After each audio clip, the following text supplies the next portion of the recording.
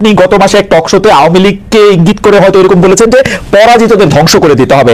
এই পরাজিত বা যুদ্ধ তে আসলে কে জয়ী কে পরাজিত, আমরা যদি দার্শনিক আলাপের মধ্যে নাও যাই, আমার শুধু একটা সরল প্রশ্ন, আপনি যখন বলছেন যে পরাজিতদের ধ্বংস করে দিতে হবে, আপনার বক্তব্যকে যেহেতু অনেকে শোনেন মানেন এবং আপনি গুরুত্বপূর্ণ এখন সরকারেরও একটা অংশ বটে, এইটা মনে করে ধরেন আমাকে পরাজিত বলে একটা ভাইক দিয়া এইটা সম্ভব কিনা, বা যে কোনো কাউকে লেবেলিং করা সম্ভব কিনা, আজকে ডক্টর রহমানকে বলা সম্ভব কিনা যে না উনি পরাজিত সুতরাং ওকে ধ্বংস করে দিতে হবে, এটা বলা সম্ভব কিনা? আমি এইটা একটা আপনার এই বক্তব্যটা একটা লেবেলিং এর মানে মানে মানে মানে একটা বৈশিষ্ট্য বা বীজ ধারণ করে কিনা? ধন্যবাদ আপনাকে যে আপনি এই প্রশ্নটা করেছেন। এই প্রশ্নটার একটা প্রশ্ন করে কোনো একটা কথা বলে পরবর্তীতে যখন সেই কথাটার আবার ব্যাখ্যা দিতে হয় যে আমি এই কথাটা এইভাবে বলি নাই, আমি অমুক ভাবে বলেছি, তখন বোঝা যায় যে ওই কথাটা আসলে সমাজে বিভিন্ন রকমের অর্থ তৈরি করেছে।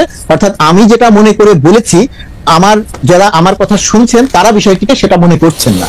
মনে করছেন না দুই ভাবে, একটা মনে করছেন না উদ্দেশ্যমূলক ভাবে, আরেকটা মনে করছেন না সত্যি সত্যিই তারা বুঝতে পারছেন না হয়তো যে আমি এটা দিয়ে কি বুঝালাম।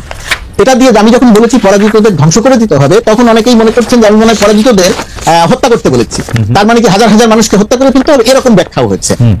আর আপনি যে কথাটা বলছেন যে পরাজিতদের ধ্বংস, পরাজিত কে? পরাজিত হন আপনাকে মনে করা হলে পরাজিত হন আপনাকে ধ্বংস করে দিতে হবে, সেটা কিরকম?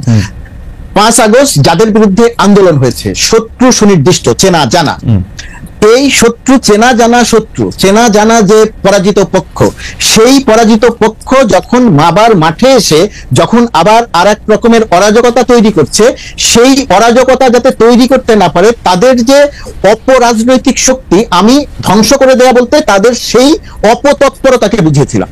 কিন্তু আমার এই কথাটা নানা রকমের ব্যাখ্যা হয়েছে, যে কারণে আমাকে আবার ব্যাখ্যা দিতে হয়েছে, এবং সেই প্রশ্নটি আপনি আবারও করলেন। এবং আমি এও জানি যে আমি এখন যে ব্যাখ্যাটা দিচ্ছি সেই ব্যাখ্যাটা দিয়েও সব মানুষ সন্তুষ্ট। এটা আপনার সাথে একমত। আমিও একটা কথা বললে তার ব্যাখ্যা দিতে হয় 3টার জায়গা থেকে, যদি কেউ আমার থেকে ব্যাখ্যা চায়। আমি যেহেতু অত গুরুত্বপূর্ণ না, কিন্তু ব্যাখ্যা দিতে হলে এরকম ব্যাখ্যা দিতেই থাকতে হয়। খালেদ আপনি অনেক গুরুত্বপূর্ণ।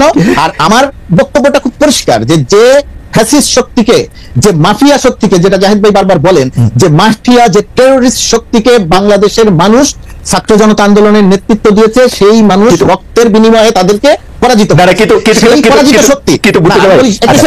সেই পরাজিত শক্তি যদি আবার আপনাকে হুমকি দেয় যে আমি তোমাকে আবার হত্যা করব, আমি তোমাকে আবার শিক্ষা দিব, সেই পরাজিত শক্তি যাতে ওই হুমকি আর কোনোদিন দিতে না পারে, আমি সেটাকে ধ্বংস করে দেওয়ার কথা বলেছি। আমি পরাজিত শক্তির ধ্বংস বলতে আমি বাড়ি ভাঙা বুঝাই নাই, আমি পরাজিত শক্তিকে ধ্বংস করা বলতে হত্যা করাকে বুঝাইনি। আচ্ছা, বাড়ি ভাঙার প্রশ্ন করে যেহেতু তুলেন, আমি আগে প্রশ্নটা করে রাখি যে আমি আর আপনি তো মনে হয় 30 বছর ধরে পরিচিত, একই রকম জায়গায় আছি, আপনি আমার থেকে সামান্য বড় হইলো, আমরা প্রায় বন্ধুর মতো। আমি একটা দুইটা জায়গায় একটু আপনার সাথে দ্বিমত পোষণ করি যে এটা মাঠ না, এটা ভার্চুয়াল মাঠ, মাঠে তারা কোনো কিছু করতে পারছে এটা দেখে নাই। আর 2 নম্বর, আপনি যে হুমকির কথা বলতেছেন, যে হুমকিকে কেউ কেউ, আমার কাছে মনে হয়, আমি এটা নিয়ে আসলে ডক্টর রহমানের কথাও শুনবো, যে কেউ কেউ এটাকে একটা ভয় বা আতঙ্কের জায়গা দেখতেছেন, কিন্তু আমার পায়ে হলো হাসি। কারণ হচ্ছে আমি এটাকে খুবই রসিকতা হিসাবে দেখি। একটা দেশে আসতে পারে না, একটা কথা বলে না, কাউরে না বলে পালায় চলে গেছে, তারা একটা জিনিস রেকর্ড করে কোথাও একটা প্রচার করবে, তাতে বাংলাদেশে একটা বড় লোক, একটা বড় ধরনের দক্ষযোগ্য বেঁধে যাবে, এটা আমার কাছে মনে হয় না তাদের এই শক্তি আছে। এই শক্তির কথা বলে বলে আমরা তাদেরকে একটা আরো জুজুর ভয় তৈরি করি কিনা। আর এটা আমি ছোট করে একটু আমার 2 পয়সা দিয়ে রাখলাম, কিন্তু আমি প্রশ্নটা করি বাড়ি ভাঙার প্রসঙ্গে। আপনি বলছেন যে আপনি কিন্তু বাড়ি ভাঙতে বলেন না, আমার ইন্টারপ্রিটেশন আপনি কখনো বাড়ি ভাঙতে বলেন নাই বা কারো কোনো ক্ষতি করতে বলেন নাই, কিন্তু এই সরকারে থাকা বা এই সরকারকে যারা নিয়োগ দিছে বলে সরকার প্রধান বলতেছে, তাদের মধ্যে অনেকে ঘোষণা দিয়ে বাড়ি ভাঙতে যেতেছে যেন পিকনিক করতে যাচ্ছে, এইটার মধ্যে প্রতিশোধ নিতে যাচ্ছে যেন এটা করতে যাচ্ছে। বলা হচ্ছে এই যে নির্বাচনের নাম মুখেও আনা যাবে না। আপনি 1-2 মিনিটে এইটার কথা একটু আপনি বলবেন কিনা যে এটা কি ধরনের আচরণ, মানে তারা মানে এই আচরণ করার মানে কি এই সরকারের মধ্যে? দেখেন একটা সরকারের, এই সরকার আমাদের পূর্বে আমরা যে সমস্ত সরকার দেখেছি, আর সেই সরকার আর এই সরকারের মধ্যে তো একটা বড় রকমের একটা পার্থক্য আছে। আপনি বিগত 16 বছরের সরকারের মধ্যে, আমি সরকারের অংশ, ছোট্ট খুব ক্ষুদ্রভাবে অংশ, সেই ক্ষুদ্রভাবে অংশ হলেও আমি যেভাবে যে কথাগুলো বলছি, আপনি বিগত 16 বছরে ওই সরকারের একেবারে ছোট থেকে বড় কোন নেতার মুখ থেকে, কোন কর্মকর্তার মুখ থেকে এরকম সামান্যতম কোনো কথা শোনেন নাই, কিন্তু বর্তমান সময়ে এসে এই কথাগুলো আপনি শুনছেন, আমি এই কথাগুলো বলছি। এই যে ধরেন নির্বাচন না মুখে আনবে না, আমি কিন্তু যে কোনো শোতে বা যে কোনো জায়গাতে কথা বলতে গেলে নির্বাচন, আমি তখন আমার একটাই বক্তব্য থাকে, নির্বাচন নিয়ে অনেক রকমের কথা হবে, অনেক রকমের আলোচনা হবে, শঙ্কা হবে, পরিস্থিতি এমন হবে যে আর মনে হয় নির্বাচন হলো না। কিন্তু আমি নির্বাচন বলতে বুঝি ডক্টর মোহাম্মদ ইউনূস যে কথা বলেছেন যে ডিসেম্বর থেকে মার্চের মধ্যে নির্বাচন হবে। আমি নির্বাচন বলতে বুঝি যে নির্বাচন ডিসেম্বর বা জানুয়ারির মধ্যে হবে, কিন্তু সেই নির্বাচন নিয়ে নাম মুখে আনা যাবে না, সেই কথা যেরকম আলোচনা হবে এর চেয়েও বড় বড় কথা আলোচনা হবে। কিন্তু নির্বাচন নিয়ে আমার কোনো শঙ্কা নেই। মুর্তজা ভাই, আপনার কাছে কি মনে হয় যে ওরা কি এই জাতীয় সংসদ নির্বাচন করতে একটু ভয় পাইতেছে নতুন রাজনৈতিক দলটা? মানে ভয়ের তো কোনো কারণ নাই। না, দেখেন, একটা রাজনৈতিক দল, একজন রাজনৈতিক নেতা কোন বিবেচনায় কোন কথাটা বলেন, সেই কথাটার অর্থ তিনি কি বললেন আর সাধারণ মানুষ কি ভেবে নিল, রাজনৈতিক নেতার কথাকে আপনি কখনোই হুবহু হিসেবে ধরবেন না। আচ্ছা, যে সে যে আপনি আমি তো সরল ভাবে বলছে জি না না, আমি ঢাকা শহরে বসে বলছি যে নির্বাচন ডিসেম্বর বা মার্চের মধ্যে হবে, আমি সরকারের অংশ। আবার আরেকজন যে এই কথাটা বলছেন সে সরকারের অংশ নয়, কিন্তু সরকারের আমার চেয়ে অনেক গুরুত্বপূর্ণ, সে সরকারের কাছে, কারণ তাদের প্রতিনিধিরাই সরকারে আছে। সুতরাং সেই মানুষটা যখন কথা বলছেন, আমি আবার সরকারের অংশ হয়েও আমি বলছি নির্বাচন ডিসেম্বরে হবে, আবার উনি বলেছেন যে নির্বাচনের নাম মুখে আনবেন না, যদিও উনি তার একটা ব্যাখ্যা দিয়েছেন যে নির্বাচন বলতে ওই ব্যাখ্যা বলতে তিনি বুঝিয়েছেন যে নির্বাচন বলতে তিনি বুঝিয়েছেন যে নির্বাচন পিছনের কথা তিনি বলেন নাই, তিনি বলেছেন শেখ হাসিনার বিচার প্রসঙ্গে, এটার একটা কথা তিনি বলেছেন। আপনার ইন্টারেস্টিং ছিল, আমি কথা বলতে চেয়েছিলাম, আপনার প্রথম প্রশ্নটা কি যেন ছিল, ভুলে গেলাম। প্রথম প্রশ্ন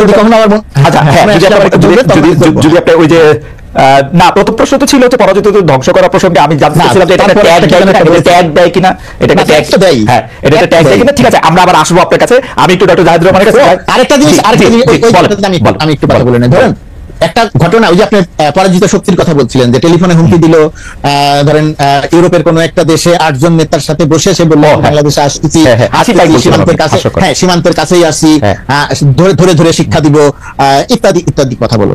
এই কথাটার আপনার কাছে প্রতিক্রিয়াটা একরকম, আমার কাছে প্রতিক্রিয়া একরকম, আর মাঠে থেকে যারা আন্দোলন করেছিল তাদের কাছে প্রতিক্রিয়াটা আর একরকম। তাদের কাছে প্রতিক্রিয়া, আপনার কাছে হাসি পায়, আমার কাছেও হাসি পায়। হাসি পায় কেন? কারণ আমি জানি যে সে কখনো আসতে পারবে না, আসার মতো অবস্থা তার নাই। এক নাম্বার, হরতাল দিল, সেই হরতাল কি হলো সেটা তো আমরা দেখলাম। কিন্তু যে মানুষগুলো মাঠে থেকে আন্দোলন করেছিল, ধরেন 4 তারিখে আমি যখন আমার অফিসের 6 তলায় দাঁড়িয়ে দেখছিলাম যে পুলিশ প্রথমে আসলো, পুলিশ পিছিয়ে গেল, পরে ছাত্রলীগ যুবলীগ অস্ত্র নিয়ে গুলি করতে করতে আসলো, আমাদের চোখের সামনে 4 থেকে 6 জনকে দেখলাম পড়ে গেল, একজন পড়ে গেছে। ওই যে সেই পুলিশের বক্তব্য, পুলিশের যে বক্তব্য মরে একটা আর আর আর বাকিটি যায় না, এটা আমার চোখের সামনে দেখা, কারণ আমরা কয়েকশো মানুষ সেটা দেখেছি চোখের সামনে।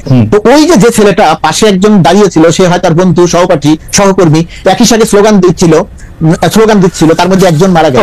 তো ওই যে তার যে ভেতরে যে প্রতিক্রিয়া, সে কিন্তু আমার আর আপনার মতো সুস্থভাবে এখনো চিন্তা করছে না।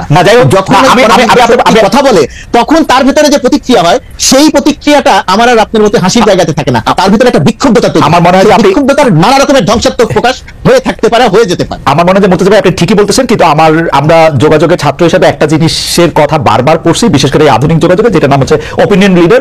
এইটা বোধ হয় কেউ একজন, আমাদের শিক্ষকদের মধ্যে কেউ একজন এটা বাংলা করেছিলেন মত মোড়ল। আপনারা যারা মত মোড়ল আছেন, তাদের দায়িত্ব তো নিশ্চয়ই আছে তাদেরকে এটা বলার। কারণ আমার ক্ষেত্রে মনে হয় যে আমি মাঠে থাকলে আমার প্রতিক্রিয়া হয়তো পারলে আসেন, আমরাও চাই আপনি আসেন। আপনাকে আটকাইতেছে কে? আপনি আসেন, আপনি আসবেন না কেন? আমি আসবো।